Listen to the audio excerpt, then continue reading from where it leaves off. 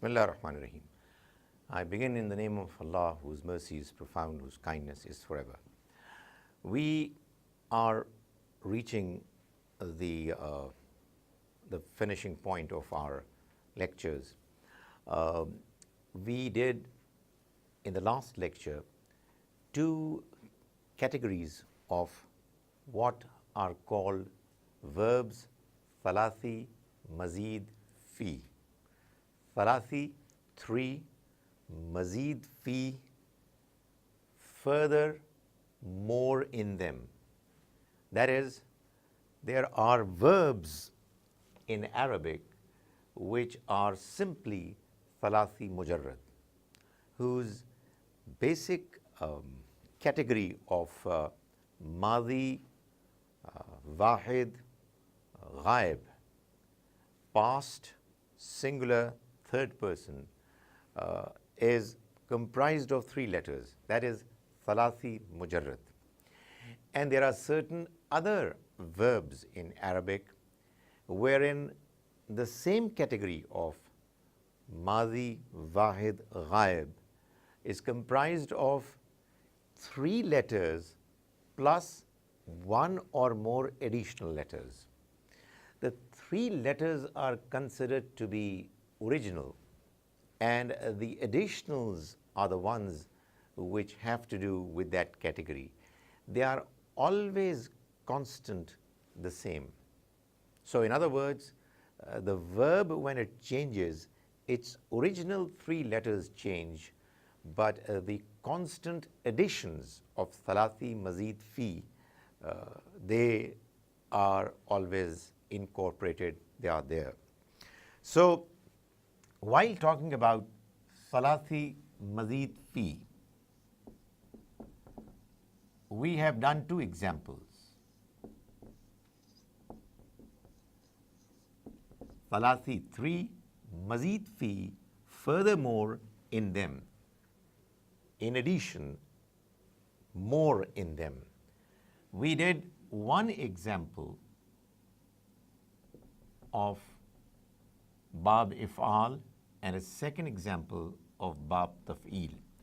While doing these examples, I started with madi, past tense, then verb mudari, present and future, then ism fa'il, noun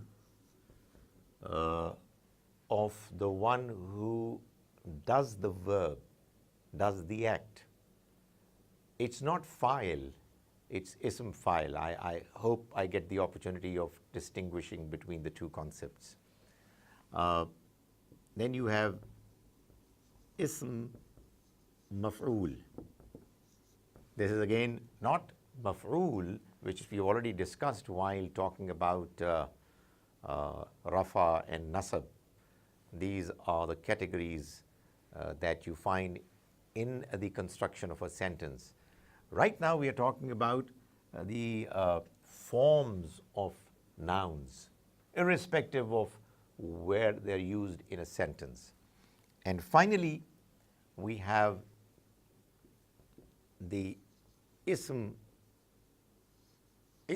fail, the name of the verb, which is also called masdar, where all words belonging to the category emerge from. That's what it originally means, masdar, where it all originates from. So let's take the example of anzala for bab if'al, which is a very frequently used verb in the Quran. The fail mudari is yunzilu. As I said earlier, it's always going to be yunzilu. Then the one who is causing, for example, the rain to fall is munzilun. Anzala, he caused it to fall. Yunzilu, he is causing it to fall. Munzilun, ism fa'il, the one who does it, the one who causes rain to fall. Ism fa'il. Ism maf'ul, what has been caused to fall. Ism maf'ul. And masdar, the act of something falling, descending, inzal. This is, by the way, a noun. This is a noun. This is a noun. And the first two are verbs. I hope that you know that when I say anzala, that's the first category of the verb in that matrix in the gardan. So anzala, anzala, anzalu, it will continue. Likewise, yunzilu is mudare and is the very first, that is mudare, wahid, singular, and third person ghaib. Yunzilu, yunzilani, yunziluna, etc. The second one that we did was allama, which is bab taf'il now. Allama. Here again, there are three, ain, lam, mim, and an addition, mazid fi, another lam. Here there are three, noon, ze, lam, but there is an addition, in addition, alif, hamza with a fatha above it, always there. So that's what mazid fi is. Allama, yu'allimu, muallimun. This is ism fa'il. The one who teaches is muallim. The one who is taught is ism maf'ul, is, pardon me, muallam.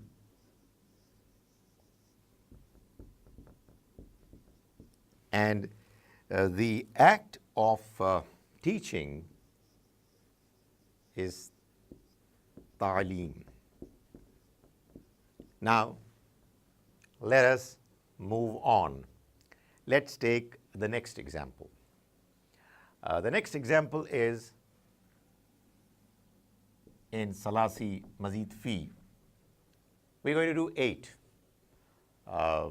even though there are probably one or two more, but the famous of them are 8, which are more frequently used in the Quran.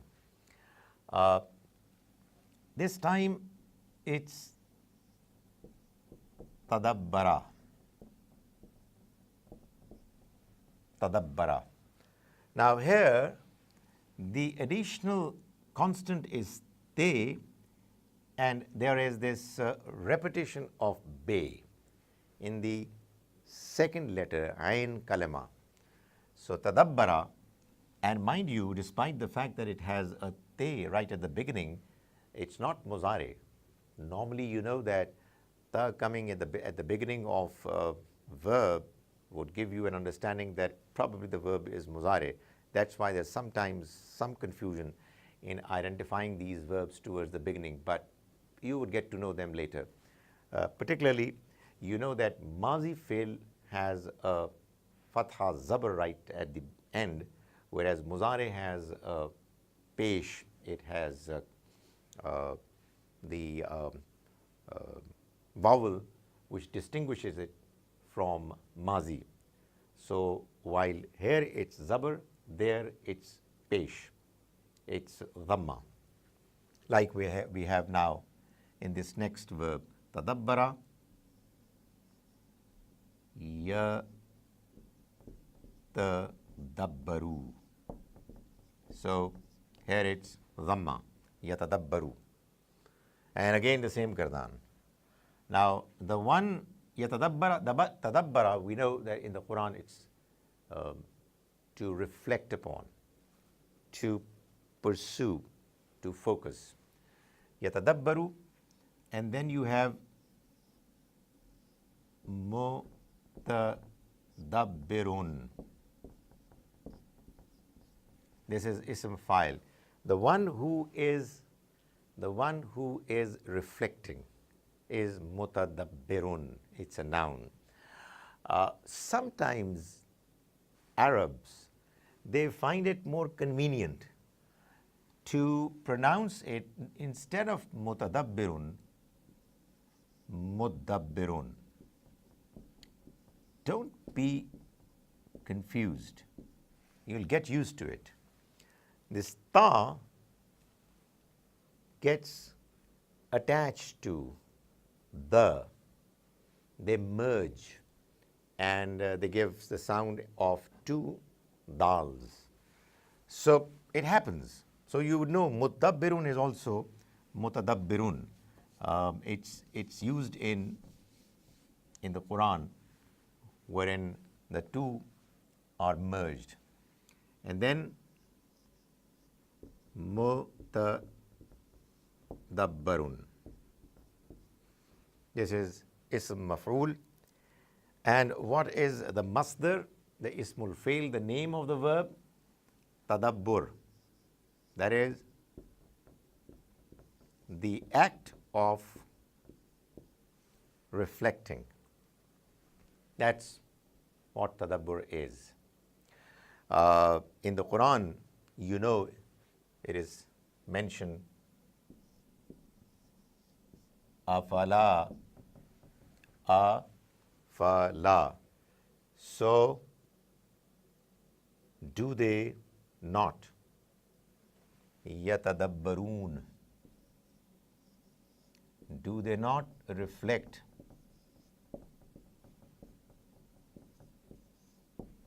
Al-Quran, upon the Quran? So, afala, so do they not? Yatadabbarun, from here, yatadabbar, the plural, reflect upon the Quran. That is what the Quran says. This is verse 82 of Surah Nisa. So this is Salasi Mazid Fi, Bab. You know, if we use Fe and Lam, we would say it's Bab Tafa'ul, like it's Bab If'al, Bab Taf'il, Bab Tafa'ul.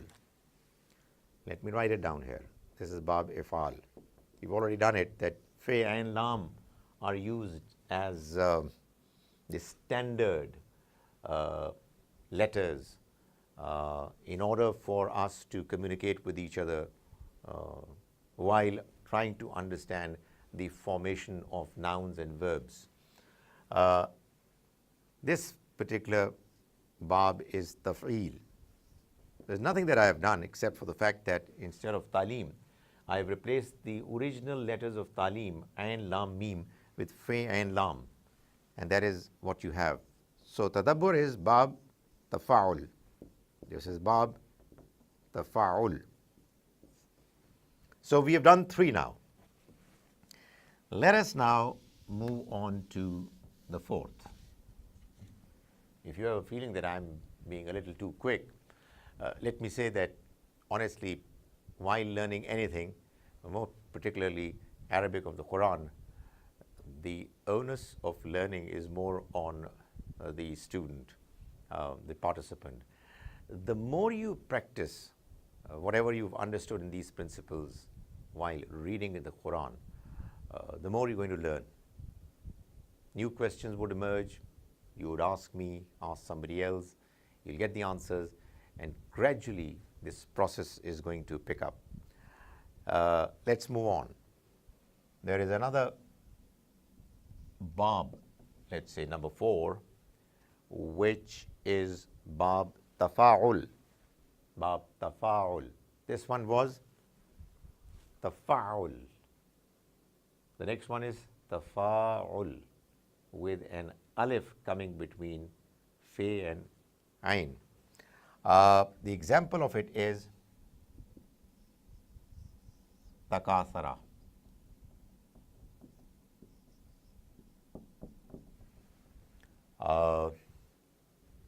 He was obsessed with getting more. Takathara. Yatakatharu.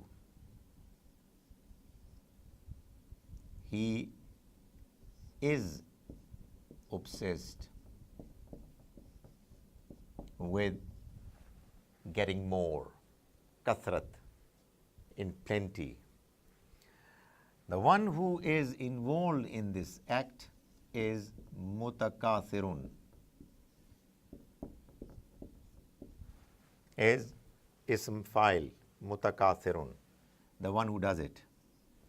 Now, I'm sure you would know that mutakathirun, when you say, then of course the other 5 possibilities are already there. Mutakathirun, mutakathirani for 2, mutakathiruna for many, mutakathiratun for feminine, mutakathiratani for 2 of feminine, and mutakathiratun is for plural. So that is mutakathir. And for the one that is ism fa'il mutakatharun, which in this case would be if you have an obsession to get a plenty, to get a large number of whatever, this is the one about whom you are obsessed. So you want to get in large number, a plenty, you're obsessed for this thing, mutakathur. And the act of getting a plenty is takathur, the obsession to get in abundance. And this is basically bab tafa'ul, tafa'ulun. This was tafa'ul, this is tafa'ul. You know this famous verse, alhaakumut takathur.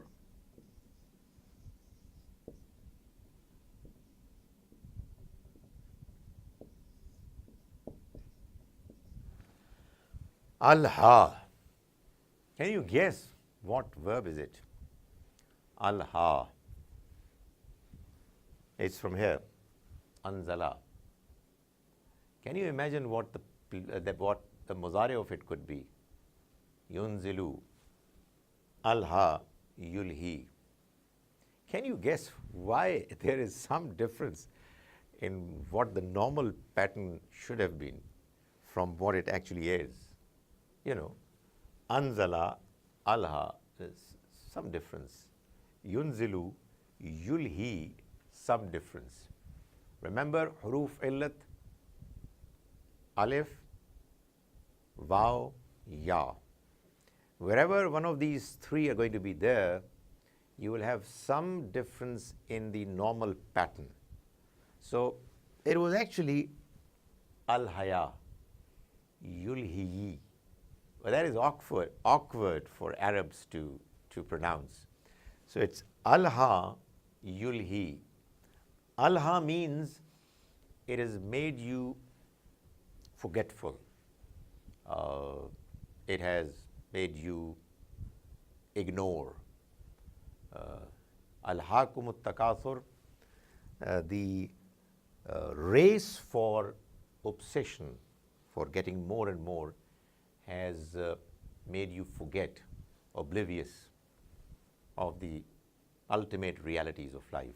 Kum, you know, is the pronoun for plural, masculine, second person.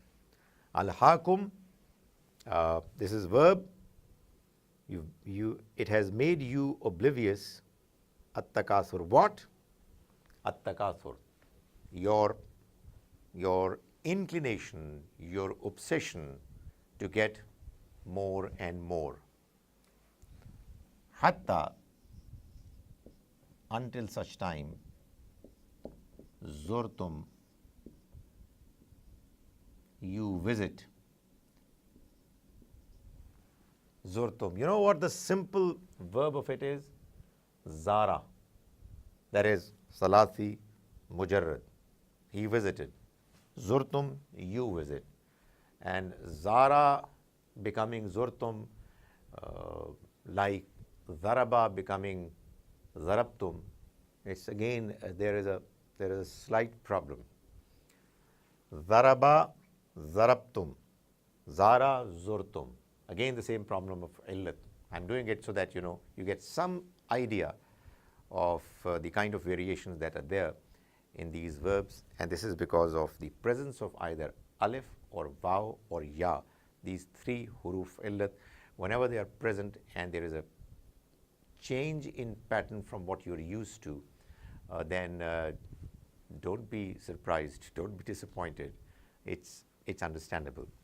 Hatta zurtum, until such time that you reach al maqabir. Maqabir is the plural of qabr, and this is the maf'ul of zurtum. So that is why it has nasab. Takasur has a rafa. Takasur has a rafa. We're going back to the earlier lectures, trying to figure out as to why there is rafa on takasur. Remember, there were 4 reasons for rafa. It's because it is alhaz fa'il. Alhaakumut takasur. Takasur has made you forgetful, made you to ignore, oblivious of the ultimate realities of life, until such time that you reach graves, that is your graves. So this is takasur. This is number 4. Before I move on to number 5, let me just clarify this one point wherein I mentioned that you have ithm fa'il, which is not fa'il, and ithm maf'ul, which is not maf'ul. Let me give you an example. There is this ism fa'il from thalasi mujarrad as well, which is again just about standard. There is a verb thalasi mujarrad, zalama, simple, like qatala, like zaraba, zalama. He was unjust, unfair. When you make ism fa'il from zalama, it's zalim, zalim. This ism fa'il, look at this word fa'il, is actually the standard word fa'il. Zalim, fa'il, ism fa'il. You might ask, why have you placed rafa on zalim? Well, it's a valid question. The answer is normally it's conventional. Probably the assumption is that you're saying huwa zalimun. So it's a sentence where it's mubtada and khabar, and on both you've got rafa, but there's no reason. I mean, it could be nasab, it could be jar. So zalim is what is important. This is ism fa'il. And then you have ism maf'ul, which is exactly on the pattern of maf'ul, which is mazloom. Oh no, mazloom. Mazloom. Zalim, mazloom. Now these are the nouns. It's the meaning of zalim. Zalim is the one who does zulm, who is unfair, at times tyrannical. Mazloom is the one who has been treated unfairly. However, when you use these nouns in sentences where there are verbs, then it would all depend on the usage of the verb of these nouns. Like, for instance, ra Ra means saw. Al-Mazloom. The Mazloom saw whom? Al-Zalim. Zalim. So this is Ism Maf'ul and this is Ism Fa'il. But in this particular sentence, Ra, he saw, is the verb, and Mazloom is Fa'il of Ra, he saw, and Zalim is Maf'ul, because he was the one whom he saw. So you see, Ism Fa'il and Fa'il in a sentence, and Ism Maf'ul and Maf'ul in a sentence are different. I hope you understand the difference between the two. May the Almighty enable us to understand the language of His book properly and thus be able to understand His message more effectively.